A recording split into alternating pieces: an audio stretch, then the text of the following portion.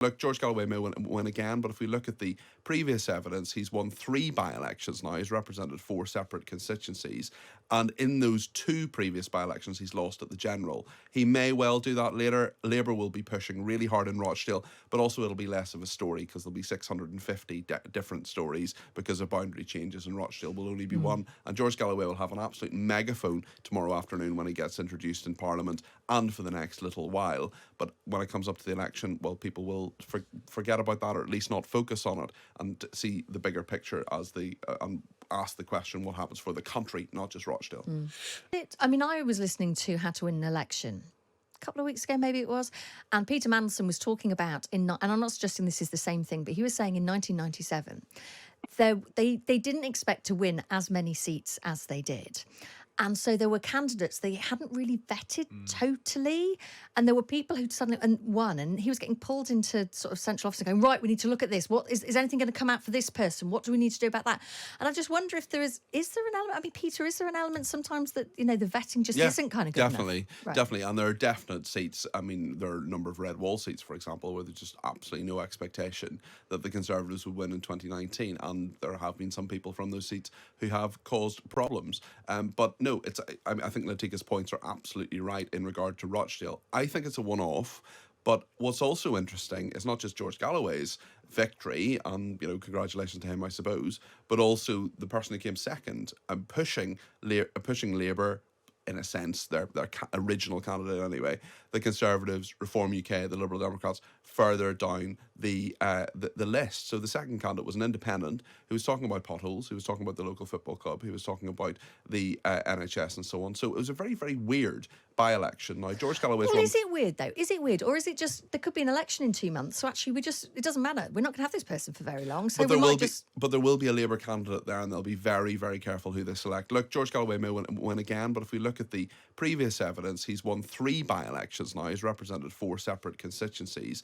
And in those 2 previous by-elections, he's lost at the general. He may well do that later. Labour will be pushing really hard in Rochdale, but also it'll be less of a story because there'll be 650 different stories because of boundary changes, and Rochdale will only be one. And George Galloway will have an absolute megaphone tomorrow afternoon when he gets introduced in Parliament and for the next little while. But when it comes up to the election, well, people will forget about that, or at least not focus on it, and see the bigger picture as ask the question, what happens for the country, not just Rochdale.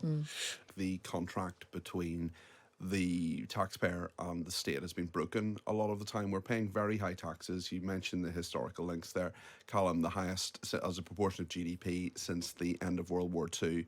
And I think people may say they're happy with high taxes, but really what they want is better public services, as Letika completely says. And there has to be some sort of value for money here. If you're paying high taxes, you've got to have good public services, as they do in many Scandinavian countries. But if there are tax cuts, well, that means more money in people's pockets. It means more spending power. It probably means more growth. I certainly wouldn't advocate the kind of ridiculous quasi-Kwarteng style slash and burn kind of economics. But I do think it's time for some sort of tax cut. I think in a cost of living crisis, if the government can put more money into people's pockets, that's a good thing. I also think the state should try to do a bit less, or at least do a bit less with more. Do we need 2.5% of GDP on defence spending, as Grant Shapps, the Defence Secretary, argues? Probably not. The health service needs to learn to live within its means. It has got, when the Conservatives and the Lib Dems actually came to power in 2010, the NHS had £139 billion a year spent on it. Now it's £180 billion. Now, no other part of the public service has got that, and they're very, very jealous of that huge rise in spending. But reform has to happen, and it's not going to happen if you keep throwing more money at the problem, both in the NHS and other public services as well. So this is the argument. I wonder if we might hear this from Jeremy Hunt with Kate and Adam after 10 o'clock on Times Radio, about trying to be more efficient. So actually sort of taking public services, running them more efficiently, which therefore means spending potentially even less on them, but trying to get more out of them. Yes, but reform is something that's just tricky. It means a lot of pushback from unions. We saw Andrew Lansley's attempt to change the health service in 2012. It's also so huge. Yes, How do you even exactly. start? Yeah, Where exactly. do you start? Well, you've got to start somewhere. You Of know. course, but it must be hugely overwhelming Yes, to look it at is. it. Anybody who uses the NHS will see there are just so many problems with it. Yeah. It's difficult to prioritise and say, well, actually, we need to start here. But there needs to be some sort of audit, some sort of idea that says, look, what Jeremy Hunt should say, I think, on Wednesday is, look, I'd love to give you more money. I'll try to do that in the next Parliament if the Conservatives are returned, which they won't be. But, you know, let's see this in the longer term. But I've got to see some evidence from the NHS that they are making some form of efficiency savings. And we all see things all the time in public services that we interact with that could be done better.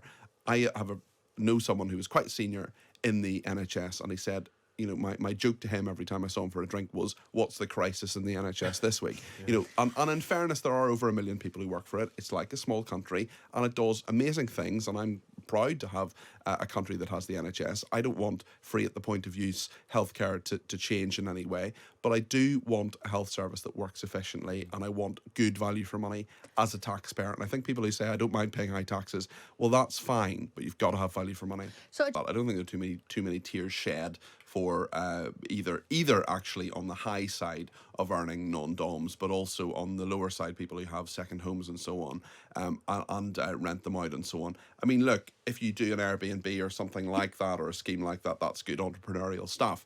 But if you live, for example, in Cornwall, there are plenty of people who want to be able to find a house or have their kids live near them, for example, and not have ridiculously high house prices. So I think there's probably a limited sympathy. All these aspects, this is going to be a giveaway budget. This is going to be a budget that tries to make people happy, because this is the last throw of the dice for the Conservative Party and for Jeremy Hunt. And a lot of it will be front-loaded. We're going to see major changes between now and probably even the start of the new financial year in April. I think we're going to see people with more money in their pockets, because the Conservatives want people to say, oh yes, we feel grateful to you, we've got a little bit more cash, therefore we're going to vote Conservative. It's the last throw of the dice. It's not going to work, but it is going to be what they're going to do on Wednesday. And that brings us to the politics of all of this then, just for a couple of thoughts from each of you. I suppose, there's lots we could go at here. There's one sort of question or suggestion that we heard earlier about Jeremy Hunt not wanting to do anything that sort of puts a debate on the table around his budget in the run-up to the election. So you've got to get it right. You know, if you announce a tax cut and it turns out to be some sort of disastrous thing for the economy, then obviously that becomes a really huge campaign issue, in favour of the Labour Party and against the Conservatives. So there's the kind of debatable bit of this.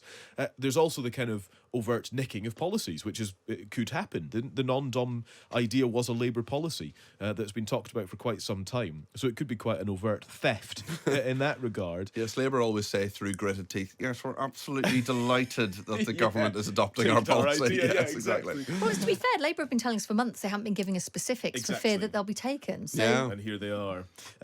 Not that eases our frustration